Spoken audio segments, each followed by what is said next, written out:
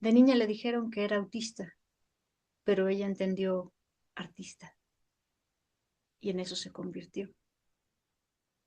Poeta, cabaretera, dramaturga, directora, feminista, argüendera, escritora, utópica, activista, política, antiespecista, vegana, contrasexual, la de la blusa bordada, la que desborda colores, Jesusa Rodríguez.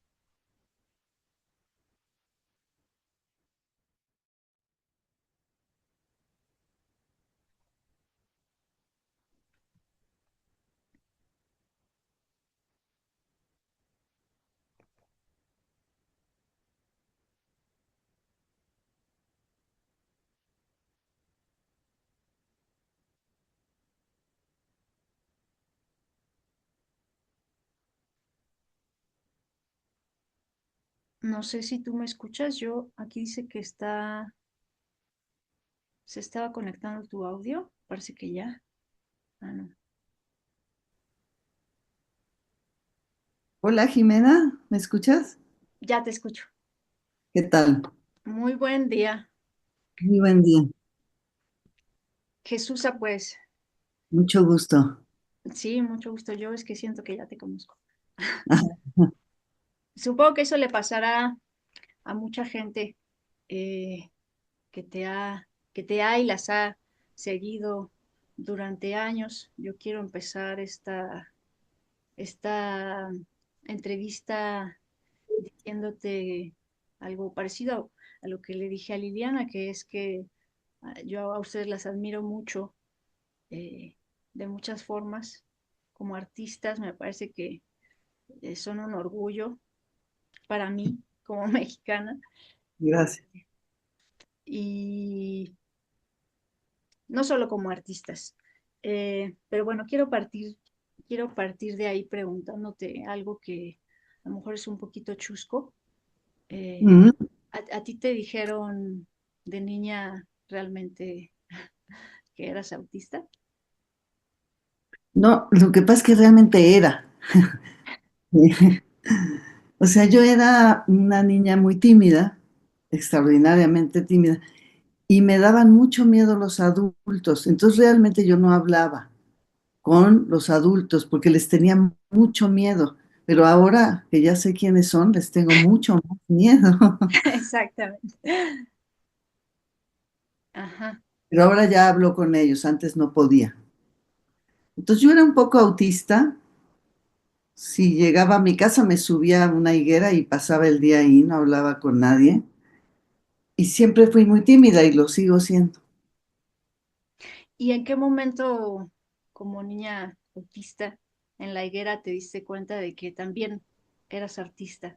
Y en ese sentido también, ¿tú crees que todas las niñas, los niños y las niñas son artistas? ¿Es algo que en vez de llegar a ser artista, se deja de ser?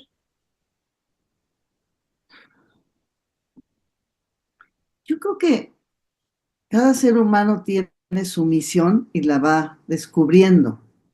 Pero cuando eres pequeña, como que ya sabes qué te gusta y qué no te gusta.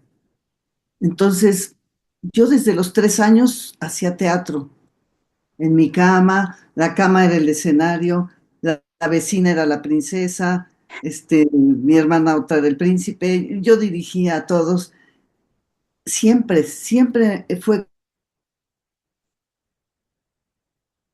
intentar un... Y ahora me doy cuenta que Perdona, se fue mi cortó un poquito, manera de... se cortó un poquito. ¿Siempre fue qué? Perdona. Digo que siempre fue una manera de soportar este mundo, pero ahora me doy cuenta que también fue una manera de, de tolerar pertenecer a esta especie tan tóxica que somos y de asumir que, bueno, naciste humana y ya ni modo, tienes que asumir las consecuencias de algo que así fue. Pero cuando ves así el triunfo de la banalidad que estamos viviendo o la infinita indiferencia que hay hacia el sufrimiento de los animales, Mm. pues más vergüenza me da pertenecer a esta especie tóxica, horrible. Entonces me doy cuenta de una cosa cuando tú haces esta pregunta de si eres artista o no, depende hacia dónde se vaya tu pasión, porque alguien que ama las matemáticas también es un artista en las matemáticas. Es decir, cuando hacemos esta división extraña entre ciencia y arte, pues es una división occidental que necesita Occidente para entender el mundo, pero acá no la necesitamos. Yo nunca necesité saber si era hombre o mujer, por ejemplo, Ujú. ni lo he necesitado nunca. Yo sé que vivo Nepantla, que estoy Nepantla, porque incluso el no binario me parece muy negativo y afirmativo del binarismo. En Es cambio, otra categoría. aquí en México tenemos la filosofía antigua que dice Nepantla, que es no estás ni aquí ni allá y estás oscilando entre los dos puntos, ¿no?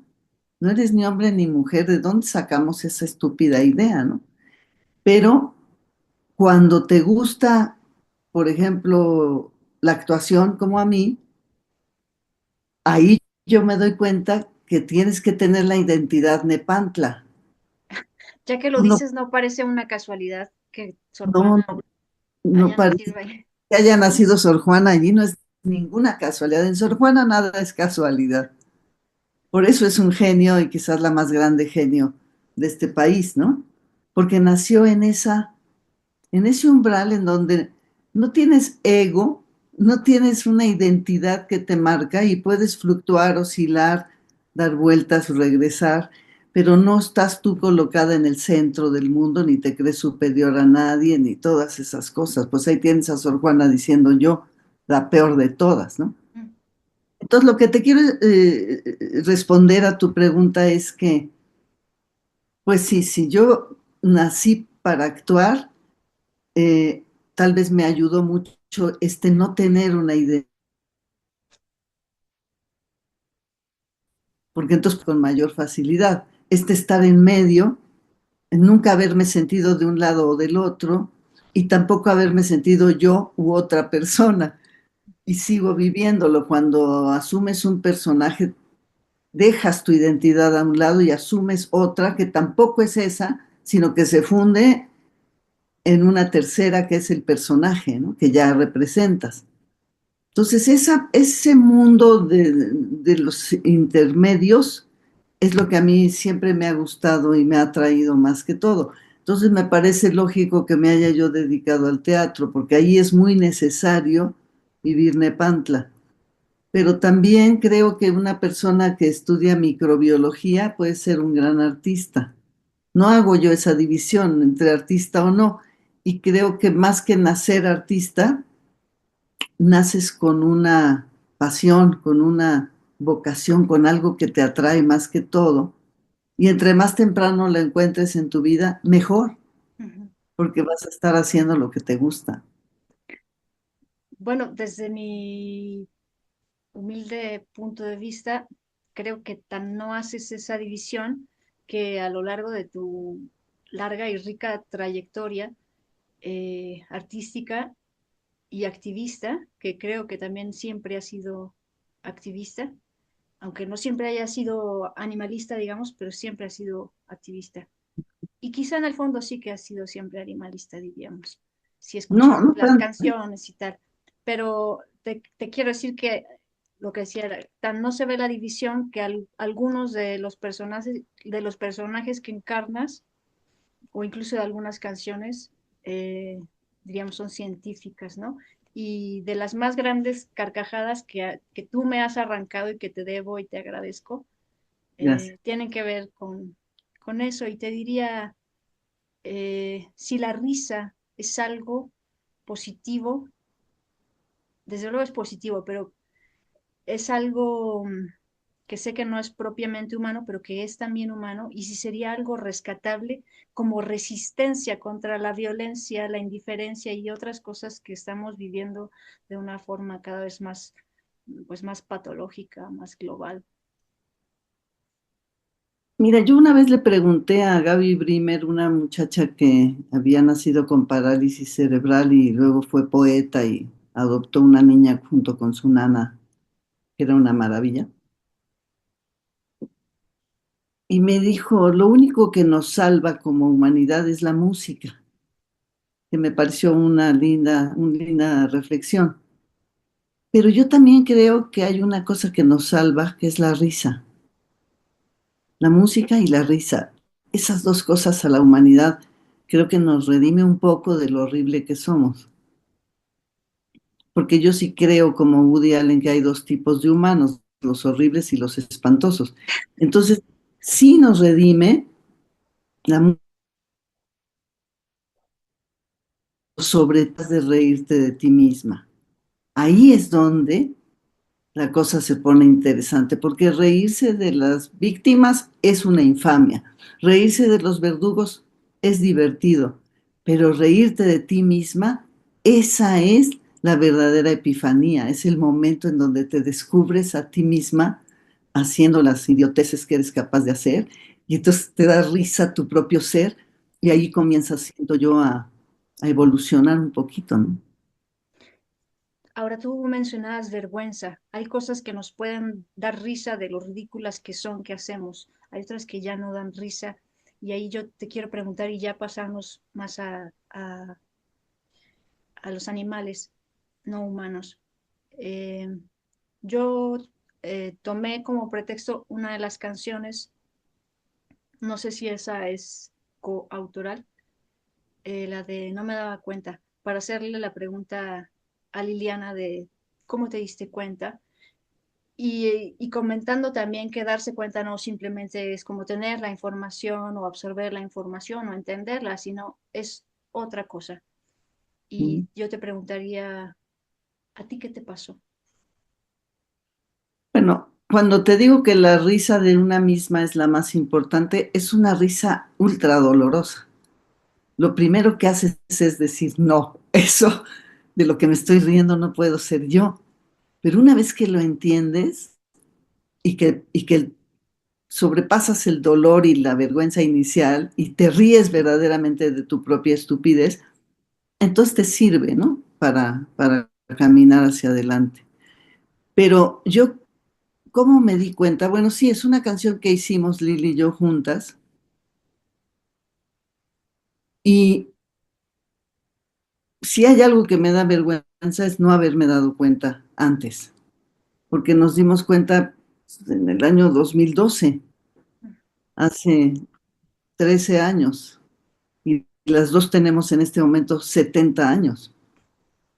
Entonces, ¿qué diablos hicimos los otros 57 años, no? Y ¿Qué digamos, pasó ahí? sin juzgar, ¿qué te responderías? O de otra manera, ¿cómo es que alguien se da cuenta y otra gente no se da cuenta? ¿Qué es lo que pasará?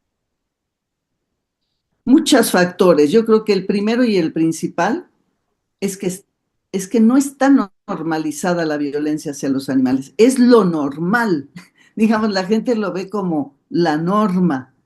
Es decir, es tan brutal la manipulación que hay desde la Biblia, desde las religiones organizadas, desde las escuelas, desde la ciencia o la pseudociencia y desde las religiones todas,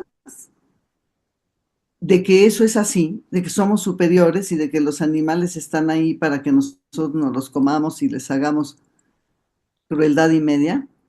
Entonces está siempre eso, a tal grado, pues que pensábamos que éramos gente sensible, nos damos cuenta que nos tardamos más de 50 años en darnos cuenta de semejante locura que estábamos cometiendo con los ojos cerrados, ¿no? ¿Qué tiene que ver? Tiene que ver la industria, ¿no? El lobby ganadero que es brutal, aunque no queramos, está metido en todo, el lobby farmacéutico. Es decir, estamos viviendo una época en que las corporaciones tienen una capacidad de manipulación altísima. Entonces, ahí estamos, pues, la mayoría de los seres humanos encerrados en esas burbujas de desinformación enormes, pero que además son acompañadas de muchísimas otras burbujas que te impiden romper todo eso y darte cuenta de lo que estás haciendo. En nuestro caso, yo creo que una de las cosas más importantes fue venirnos a vivir al campo, porque la ciudad te mantiene como Sí. torturan a los caballos con unas cosas aquí que les ponen para que nomás vean de frente. De eso tampoco nos Las- damos cuenta, ¿no? De que también somos animales oprimidos. También somos animales que vamos así. Bueno, y ahora vamos así con esto aquí, ¿no? Ahora vamos Pero así. ¿No? Entonces, venirnos para acá fue muy importante porque la presencia de la naturaleza, que yo creo que muchos filósofos también lo han contemplado, ¿no? Schopenhauer o el propio Goethe, cuando dice la naturaleza nos rodea, pero no nos hace partícipes de su secreto.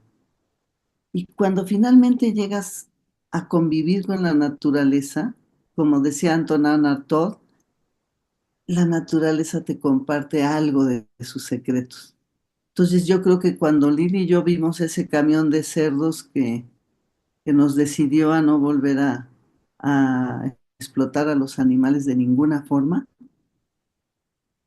fue porque ya vivíamos en el campo y íbamos hacia la ciudad. Y ahí te das cuenta al entrar a la ciudad de esta locura, de esta licuadora que es la ciudad que te mantiene ¡ah! Incapaz de mirar, de parar y mirar por un momento qué estás haciendo, ¿no? Entonces, creo que por ahí va la cosa. Y después ya comienza, claro, el asombro de lo que es la filosofía vegana y la filosofía antiespecista, que es de una profundidad y de una riqueza pues, que te cambia la vida totalmente.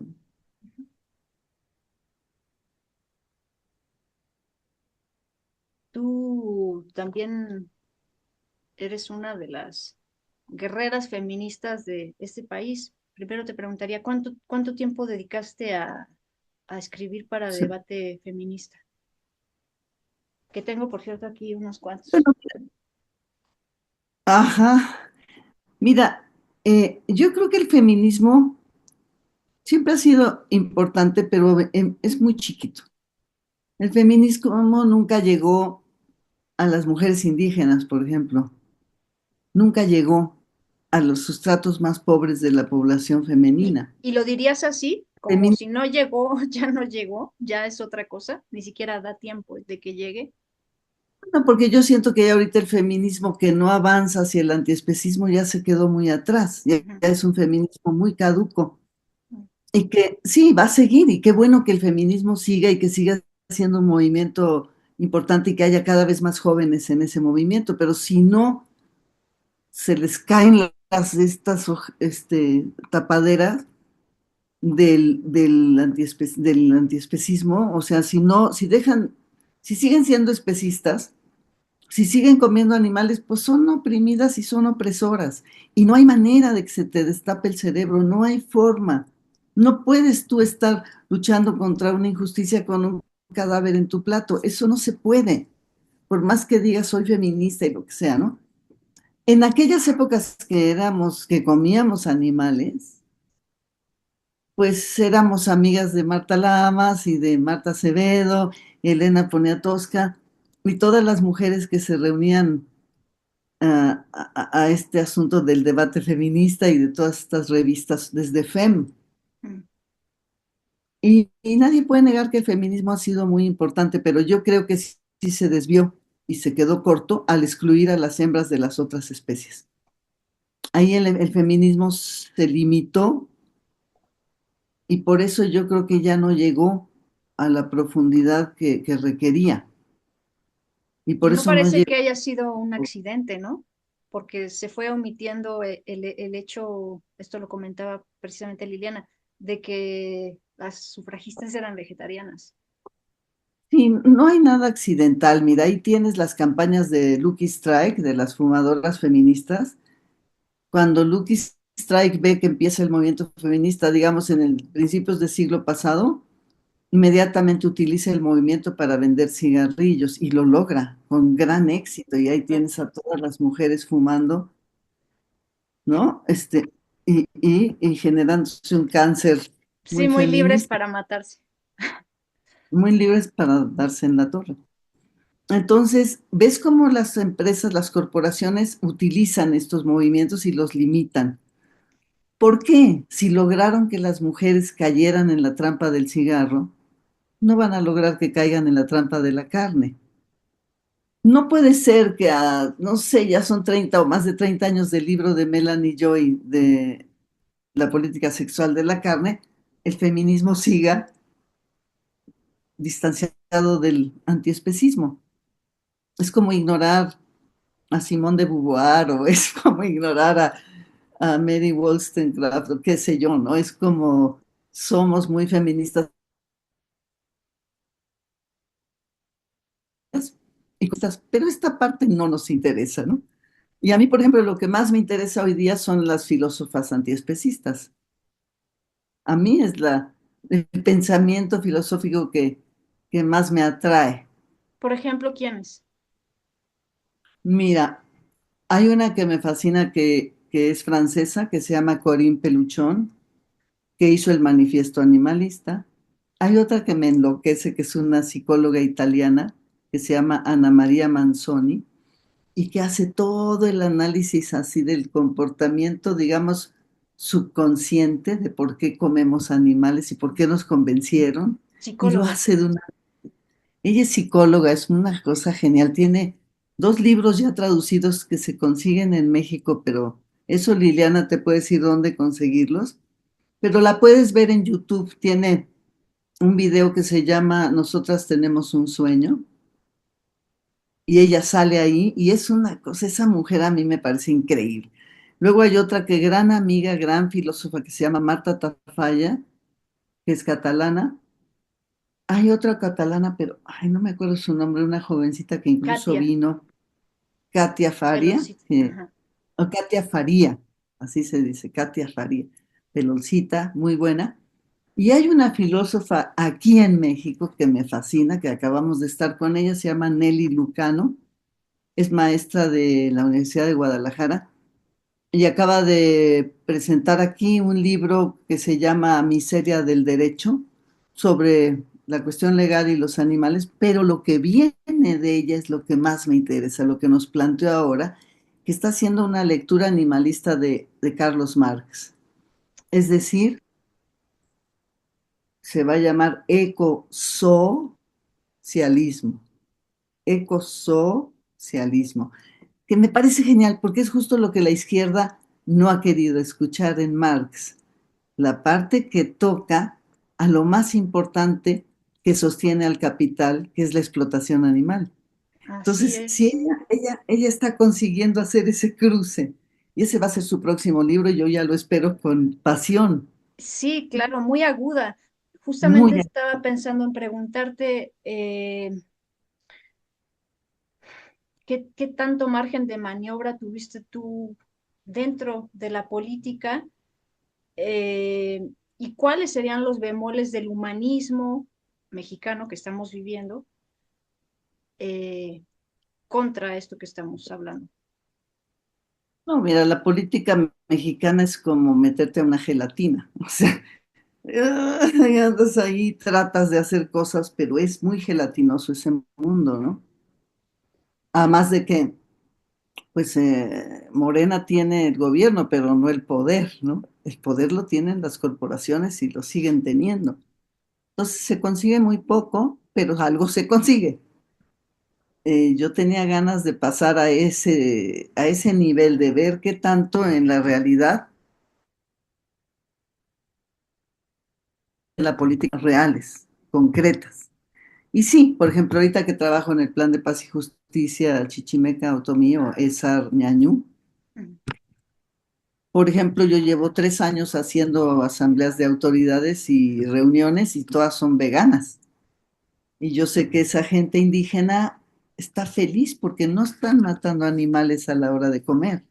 Y eso es muy interesante, ¿no? Hacer un experimento de ese tipo sin decir nada, nada más decimos, aquí no se matan animales y la gente está fascinada comiendo delicioso, ¿no? Y eso es concreto, aparte de que esos planes de justicia les ayudan con todas sus necesidades. Pero hacemos Ahora, esto de, ahora que dices de- esto, ¿se puede hacer más sin decir? depende en qué ámbito, Ujú. porque si estás hablando con una filósofa, ya me pasó, ¿no? En un foro que hicimos en el Senado, pues a la filósofa sí le dije de plano, no puede ser que les estés echando leche a tu café. Y después de esa plática dejó de ser vegetariana y se volvió vegana. O sea, ahí había que hablar directo. Claro. Con las comunidades indígenas ha sido más interesante ni decirlo.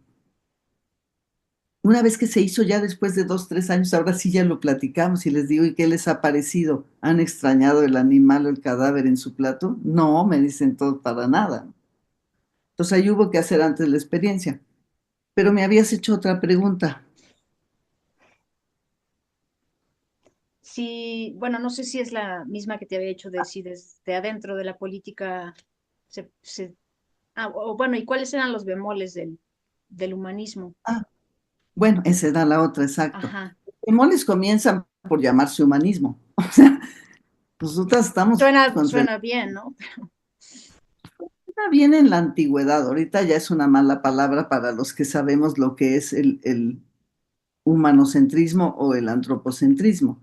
Machista, además. Humanismo, humanismo ya es una palabra que se convierte en negativa porque es otra vez poner al humano en el centro y las necesidades humanas en el centro y otra vez regresar a ese pensamiento limitado y obtuso.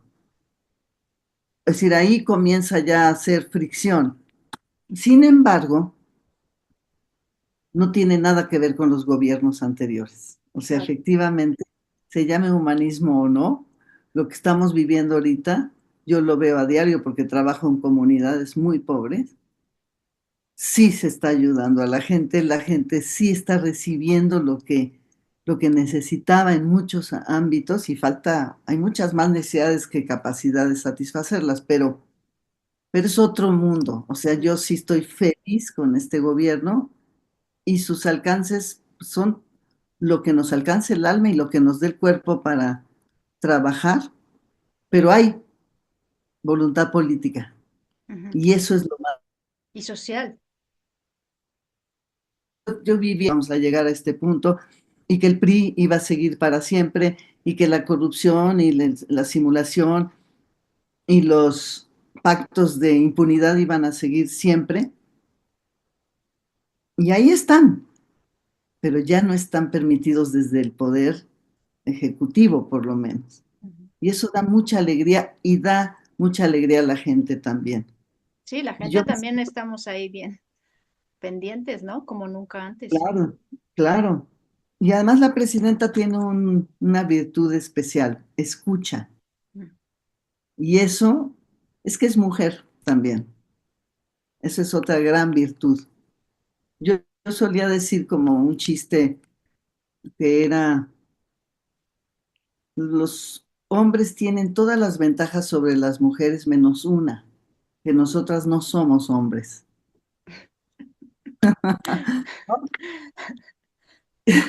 Esa es nuestra única ventaja. Suficiente por el momento.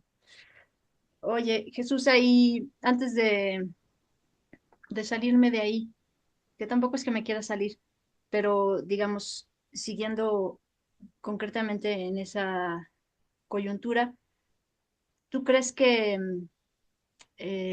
sí se ha dado un paso en relación a la tauromaquia o es un paso en falso? Yo me sentí como muy triste del resultado.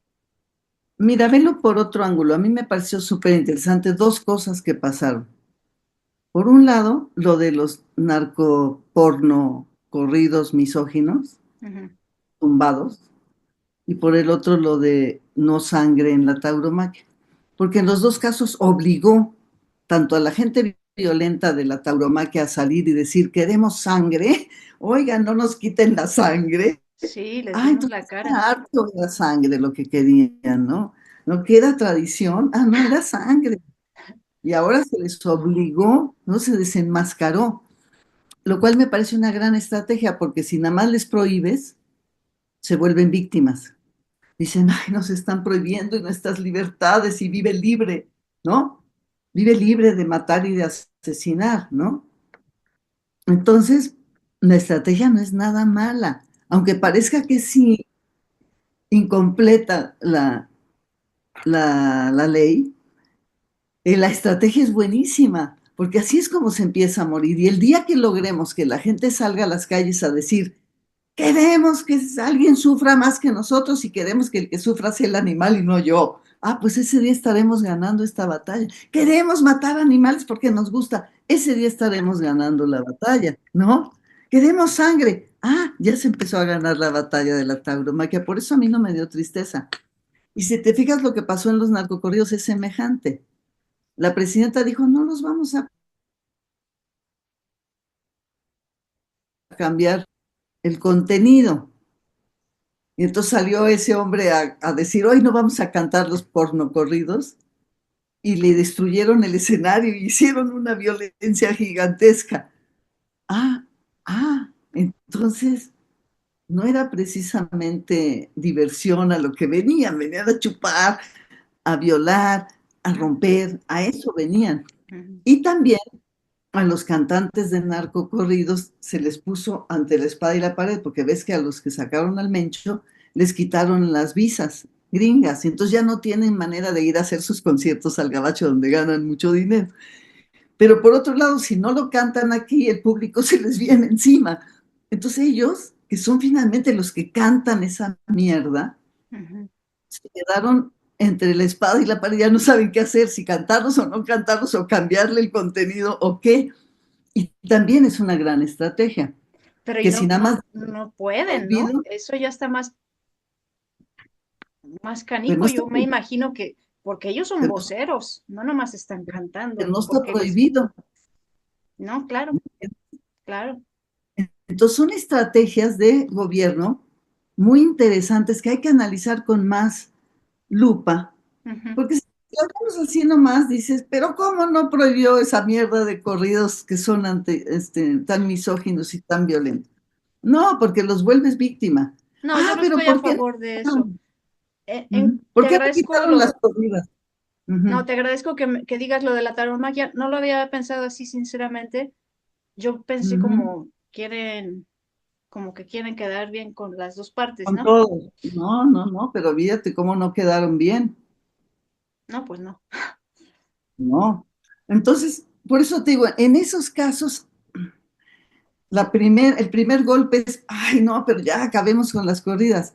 Bueno, ¿por qué no se han podido terminar? Dicen que si se terminara en el mundo entero, en Aguascalientes seguirían, porque Aguascalientes tiene escuela, público, espacios, o sea, se autosatisfacen. Sí. Entonces, para quitarles eso se va a llevar mucho tiempo. Pero si de pronto les hiciste esta caída de máscaras, entonces empieza a poner divertido, ¿no? Se Hasta empieza Querétaro, a que poner. es ultra panista, ya están Ujú. saltando. Y además dice un amigo mío alemán que tengo muy querido, que se llama Carlos Brin, dice que Carlos. cuando la gente se enoja mucho o está muy cansada, cuando estás haciendo una caminata en el desierto así muy, Ah, Carlos Brim eh, de Real de 14. ajá, dice que cuando la gente ya se cansa mucho o está ya muy desesperada, se le sale lo chistosito. Y yo creo que a lo que pasó con los taurópatas es que se les salió lo chistosito, porque están desesperados. Entonces también hay que verlo por ese lado, ¿no? No verlo así nada más Ujú. por el lado de pinche gobierno, otra vez están dándole chance, ¿no? Y hay horrores, hay gente horrible en Morena también que que pues hay que irla acotando y hay que irla señalando, Bueno, pero parece que se está empezando a escombrar el asunto. esperemos que así sea. Oye, Jesús, nos quedan unos minutos. A mí me Sí, no sé tú a qué gustaría, te dedicas. si no quiero que se corte, Ajá. quiero cerrar, me gustaría cerrar bien. Estamos en mayo y este es el mes dedicado a la madre, ¿no? Eh, y como estamos hablando de esto, yo quisiera, Entonces se cortó y no te escuché. sí, decía que estamos estamos a unos días de la celebración del Día de las Madres y cuando Mm. pensamos en madres, pues solo pensamos en madres humanas. Yo quiero hablar específicamente de las madres de otras especies, que tú nos cuentes qué sabes, qué has visto, qué sufren estas madres, qué de distinto puede haber entre el sufrimiento de esas madres y madres humanas que a lo mejor están buscando a sus hijas, por ejemplo. Y si quisieras tú cerrar con una idea sobre eso. Sí, claro, mira, justo antier tuvimos el encuentro de parteras indígenas, 80 parteras indígenas, aquí en las instalaciones de la la primera escuela de partería del país, en San Miguel de Allende, que se llama CASA, Mm. y fue organizado por el Instituto de Pueblos Indígenas. Entonces vinieron todas las parteras, no todas, pero gran cantidad de parteras de los diferentes planes de justicia, y hablábamos de este tema. Porque a mí me pasó cuando en el Senado, cuando se me ocurrió decir el Día de las Madres, hay que celebrar a las hembras de todas las especies, ¡pum! Estallaron las redes y dijeron que yo era, ya sabes, lo peor y todo lo que te dicen en redes, ¿no? De cómo me atrevía yo a comparar a las mujeres con las vacas y con las burras y con las cerdas. Y entonces ya desde entonces me decían los senadores por bajito así, cerda, burra, vaca, ¿no? Y según ellos me insultaban. Y yo les decía, no se comparen ustedes, porque me decían, no compares, no compares a las mujeres con los animales, ¿no? Yo les decía, miren, ustedes no se comparen con los animales porque van a salir perdiendo. Entonces, fue un escándalo. Es como si yo hubiera dicho, peor que Dios no existe en el Bueno, tú siglo. eres muy escandalosa, ¿no? Si no son las animalas, es la cannabis o siempre hay algo que les escandaliza muchísimo. Sí, sí, yo no sé por qué siempre en mi vida me ha pasado eso, pero no es porque yo quiera, ¿eh? Ocurre que es así, ¿no? Pero lo cierto es que fue un escándalo horrible. Y ahora, al contrario, yo pienso que cada día más hay que considerar a las hembras de las otras especies. Por ejemplo, yo he visto aquí parir a nuestras burras, es una cosa increíble. Ellas, les decía yo a las parteras, ¿cómo es posible que una burrita nazca y la mamá simplemente se come la placenta y ahí está ya la burrita lista y nadie sufrió nada y las mamás son como si no pasó nada aquí, ¿no? Y en cambio, para las madres humanas las hayan convencido de que la cesárea es mejor que el parto, y entonces ahora no sé cuánto te cuesta y el hospital y ¿no? Y han vuelto el parto una cosa patética para las mujeres y las han convencido de que se hagan cesárea en hospitales, porque es un gran negocio. Claro. Y han convertido el acto sagrado de parir en un business. Entonces, si lo ves desde ese ángulo, la admiración que podemos tener a una mujer, como muchas que me contaron